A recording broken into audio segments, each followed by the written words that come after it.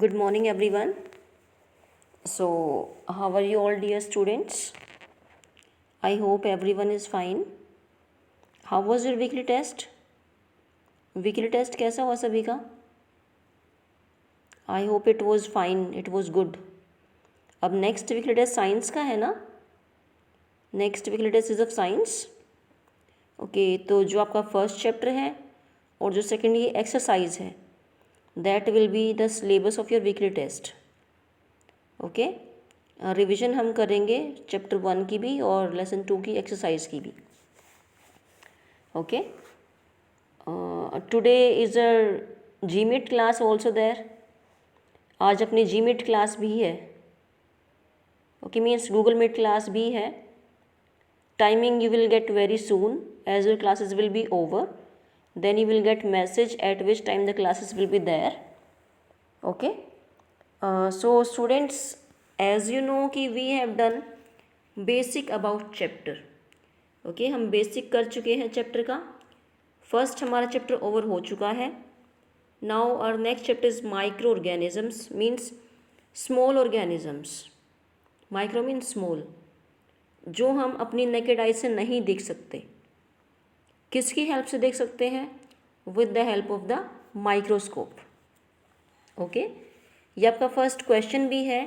Can micro organisms be seen with the naked eyes? No, microorganisms cannot be seen with the naked eyes. Then how these can be seen? These can be seen with the help of the microscope only. Okay, why we cannot see with the naked eyes? Because these are very small in size. क्योंकि micro organism जो हैं size में कैसे होते हैं? Small होते हैं. Okay, micro organism very small in size. That is why microscope is being used. Okay, microscope किस लिए? जो small चीज़ों को we can see in the large form. Okay, small से large में देख सकते हैं हम. Clear? So let us start reading from here. You have seen several kind of plants and animals. हम देखते हैं daily. However, there are other living organisms around us which we normally cannot see. Okay, हमारे चारों तरफ plants और animals के अलावा और भी लिविंग ऑर्गेनिजम्स हैं जो हम नहीं देख पाते. ओके, और उनको क्या बोलते हैं? We call them micro organisms और you can say microbes. Clear? For example, you might have observed means noticed that during the rainy season moist bread gets spoiled. Okay, rainy season में mostly क्या होता है? जब हम bread को fridge में ना रख के बाहर छोड़ देते हैं तो स्पॉइल हो जाते हैं, उनमें स्मेल आती है. And its surface gets covered with greyish white patches. Okay, जो इसका सरफेस है किससे कवर हो जाता है? ग्रेइश वाइट पैचेस आ जाते हैं उसके ऊपर. Okay, observe these patches through a magnifying glass. Magnifying means to enlarge in size. Size में बड़ा करके देखना. Magnify means to enlarge in size. You will see tiny black rounded structures. हमें tiny means small, rounded structure दिखेंगे. Do you know what these structures are and where do these come from? के structure क्या हैं और कहाँ से आए हैं? ओके, जब हम इस स्ट्रक्चर को देखते हैं under the microscope we can see these very carefully. Means हम उनको अच्छे से देख सकते हैं. Okay, so activity is there. 1, collect some moist soil from the field in a beaker and add water to it. कुछ मॉइस्ट सॉइल को इकट्ठा करो और उसको क्या करो? उसमें वाटर ऐड कर दो. Okay, after the soil particles have settle down. जब भी आपने देखा है कि जब भी हम घर में नया टैप लगाते हैं, okay, means like jet pump you can से, सबमर्सिबल यू कैन से, जब भी हम लगाते हैं तो उसमें स्टार्टिंग में मिट्टी आती है. ओके, तो हम क्या करते हैं? बकेट या कोई भी कंटेनर उसमें डाल देते हैं, then what will happen after some time, तो सोयल नीचे बैठ जाती है, ऊपर वाटर रह जाता है। ओके, तो हम उसको यूज़ कर लेते हैं। Here also same way, after the soil particles have settle down, soil नीचे बैठ जाएगी। Observe drop of water from the beaker under a microscope. Okay, हमें जो वाटर की ड्रॉप मिलेगी वो किसके अंडर ऑब्जर्व करनी है? माइक्रोस्कोप के। What do you see? Okay, this we can see only under the microscope, की हम क्या देख सकते हैं। Activity 2.2, take a few drops of water from a pond. कुछ वाटर लो, कहाँ से? पॉन्ड से। Spread on a glass slide, glass slide पे स्प्रेड कर दो। जब भी हम स्कूल में आएंगे, then I will take you all to the bio lab, I will see what is glass slide, I will show you what is microscope, we will do practicals also there. Okay, and observe through a microscope, do you find tiny organisms moving around. क्या आपने observe किया कि जो छोटे छोटे organisms हैं they are moving around? Yes, we can see. Okay, as I said earlier कि जब स्कूल में आएंगे तब देखेंगे। Okay, so next is from here we are, these are observations show that water and soil are full of tiny organisms. Water और soil में बहुत सारे टाइनी ऑर्गेनिजम्स हैं, though not all of them fall into the category of microbes. सारे microbes की category में नहीं आते।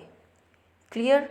दीज माइक्रो ऑर्गेनिजम्स और microbes are so small in size that they can not be seen with the unaided eyes. Means हमें उनको देखने के लिए किसी न किसी इंस्ट्रूमेंट की हेल्प लेनी पड़ेगी।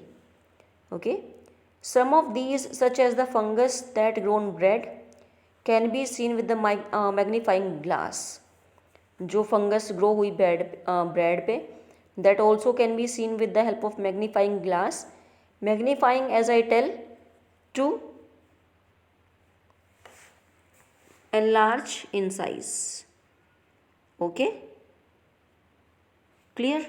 To enlarge. Then next is others cannot be seen with the help of the microscope.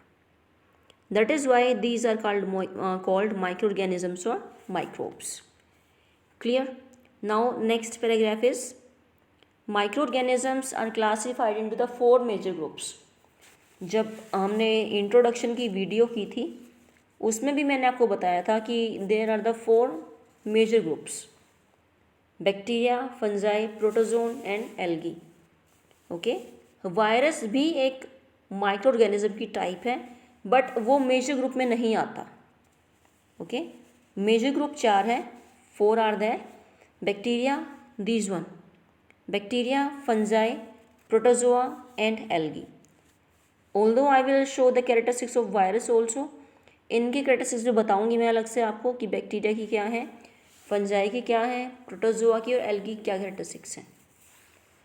Okay, viruses, this name is not included here, separately it is given. Viruses are also microscopic but are different from other organisms. ये भी microscopic हैं, means under microscope can be seen, but ये दूसरों से different है। They however reproduce only inside the cells of the host organism. ये number में increase कहाँ पे होंगे? ओनली जो होस्ट ऑर्गेनिजम्स हैं उसके सेल के अंदर, विच में बी बैक्टीरियम, अ प्लांट और एनिमल। ओके, जो कोई भी बैक्टीरिया हो सकता है, कोई भी प्लांट और कोई भी animal. Some of the viruses are shown in the figure 2.5. Let us see the figure 2.5 also. You can see these are the structure of the viruses. Okay, ये वायरस की स्ट्रक्चर है। Clear? Okay, so let us proceed to next. Common ailments like cold, influenza, you can say flu, and most cough are caused by the virus. जो cold होता है, cough है, किससे cause होता है? मोस्टली वायरस से। Serious diseases like polio and chicken pox are also caused by virus.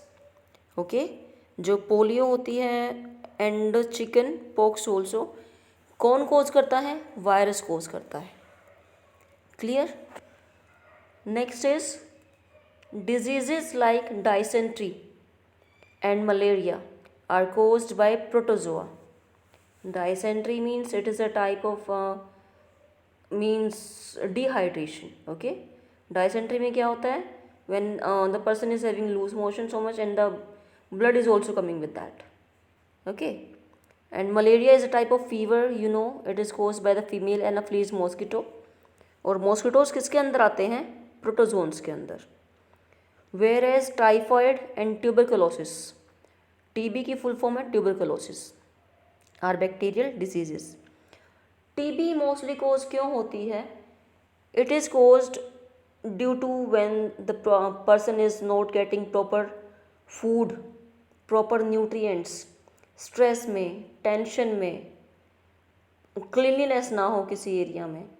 The people mostly who are living in huts, okay, जो slums में रहते हैं, हर्ट्स में रहते हैं, मोस्टली डिजीज़ उनको मिलती है ये वाली, because they are not aware about hygiene, they are not getting good food, they are not getting proper nutrients. Okay, so TB किसके कारण होती है? बैक्टीरिया के कारण। ओके, ऑल्दो इनके भी नेम है कि बैक्टीरिया, इस बैक्टीरिया ने ट्यूबरकुलोसिस इस बैक्टीरिया ने कोज किया है, टाइफॉइड इस बैक्टीरिया ने कोज किया है। Okay, so you have learnt about some of these microorganisms in your class 6th and 7th also. 6th और 7th में भी आपने पढ़ा होगा इनके बारे में। Okay, microorganisms क्या हैं? Clear? So there are the some diagrams. Clear? I'm giving homework also. You can draw any diagram bacteria, any algae you can draw, any protozoa. Better है आप अमीबा ड्रॉ करें। इसमें आप स्पायरोगैरा या क्लोमेडोन्स को भी ड्रॉ कर सकते हैं। फंजाई में you can draw anyone, bread mould you can draw this one. Clear? Bacteria में ये वाली, एल्गी में यू कैन ड्रॉ क्लेमाइडोमोनास। ये इनके नेम्स हैं बेटा। ओके, बैक्टीरिया के भी नेम्स हैं, I will give you names दूंगी मैं आपको बैक्टीरिया की फॉर्म्स के। ठीक है, एल्गी, स्पायरोगैरा है, क्लेमाइडोमोनास है, you can draw anyone. Protozoa में आप अमीबा ड्रॉ कर लेना, because we are very familiar with the amoeba, we know about की यूनिसेलुलर ऑर्गेनिजम्स है। Okay, pseudopodia are there. Fungi, bread mould है, पेनिसिलियम है, एस्परजिलस है। Bread mould you can draw. Clear? Next one is 2.5 is virus. You can draw any virus also, any diagram. You may draw this also, you may draw this also, it is your wish. But it is to be drawn by everyone. Clear? ये आपका आज का work भी है. Although I will give some questions also, but please draw these also. Okay? Clear to everyone? Any doubt? Okay, next. Where do microorganisms live? कहाँ पे रहते हैं? As I tell on that day also when we were doing basic of this chapter, कि these can be single celled also, like bacteria. Bacteria क्या होंगे? Single cell होंगे. Some algae and protozoa, और multicellular such as many algae and fungi. कुछ algae single celled होंगी और many algae many celled होंगी. Okay, and fungi also many celled. They live in all type of environment ranging from ice cold climate to hot spring. ये हमें most cold climatic condition में भी और hot areas में भी. Okay, and deserts to the marshy lands. Desert में भी और मार्शी लैंड्स में भी. क्लियर? मार्शी का meaning anyone can tell me here? Marshy का मीनिंग बताइए जल्दी से कमेंट सेक्शन में. वैसे जो मैं पूछती हूँ आप लोग बताते नहीं हैं मुझे. Firstly you try. जब वीडियो ओवर हो जाएगी then I will tell the meaning of marshy. Okay, I will tell the meaning of marshy in the comment section. You can see from there. They are also found inside the bodies of animals, including humans. Some microorganisms grow on other organisms while other exist freely. Okay? कुछ दूसरों पे grow करते हैं. Clear? कुछ freely होते हैं. They exist freely in the nature. Okay? So microorganisms and us. Microorganisms और हम. Clear? So microorganisms play an important role in our lives. Important role है. Some of them are beneficial in many ways, as I tell on that day. कुछ हमारे लिए beneficial हैं, कुछ हमारे लिए harmful हैं, क्योंकि वो disease भी cause करते हैं. Let us study about them in detail. Okay. So firstly we are going to study about the friendly microorganisms. पहले हम पढ़ेंगे कि हमारे लिए यूज़फुल क्यों है, हमारे लिए फ्रेंडली क्यों है नेचर में. क्लियर? फ्रेंडली क्यों है? क्योंकि इनका use it is being used at many places. Okay, बहुत जगहों पर इनका यूज़ होता है. It is used widely also. That is why these are called friendly microorganisms, or you can say friendly microbes. Clear? So let us start. Microorganisms are used for various purposes. Various means you can say many types. Purpose, what is the meaning of purpose? For many reason you can say. Okay, they are used in the preparation of curd. ये question मैं दे चुकी हूँ. Which bacteria is being used in the formation of curd? Answer is, answer क्या है बताएंगे? Although I know you also know, many students know the answer. Answer is lactobacillus. Okay, answer is lactobacillus. So they are used in the preparation of curd, bread and cake. Clear? So microorganisms have been used for the production of alcohol since ages. Okay, इनका use होता है alcohol production करने में भी. ठीक है. They are also use in cleaning of the environment. Environment को clean करने में. For example, we are here now. Okay, let us increase this. Zoom कर लेते हैं. They are also use in cleaning of the environment. For example, the organic waste. Organic waste means जो हमारे kitchen का waste होता है वो भी आता है इसमें. वेजिटेबल पील्स हैं, remains of animals, faeces, okay, फिकस. क्लियर? प्लांट्स का waste and broken down into harmless and usable substance by bacteria. Clear? जो ऑर्गेनिक वेस्ट है किस में ब्रोक डाउन हो जाएगा? हार्मलेस और यूजेबल सब्सटेंस बाय बैक्टीरिया. कौन चेंज करेगा इसको? Bacteria. Recall that bacteria are also use in the preparation of medicines. Bacteria का यूज़ होता है प्रिपरेशन ऑफ मेडिसिन्स में भी. In agriculture they are used to increase the soil fertility by nitrogen, by fixing nitrogen. Okay, इनका use होता है soil को fertile बनाने में भी. कैसे? नाइट्रोजन को एटमॉस्फेयर में फिक्स करके. ओके, जो एटमॉस्फेरिक नाइट्रोजन है उसको फिक्स करके. Clear? Name I tell on that day also when I will give the first video of this chapter. Name क्या था? Name the bacteria which help in the fixing atmospheric nitrogen. What is name? Name is Rhizobium. Okay, name of that bacteria is Rhizobium. Clear? So next part is making of curd and bread. Making of curd and bread.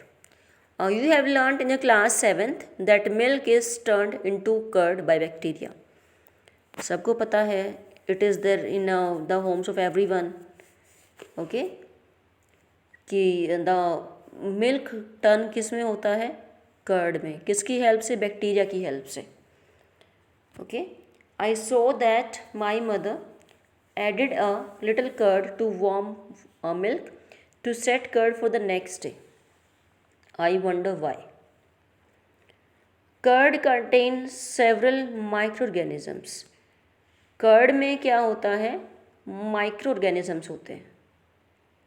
Okay, do you know when we take curd, तो हम curd में ना salt डाल के खाते हैं curd को, है ना, क्योंकि टेस्टी लगती है.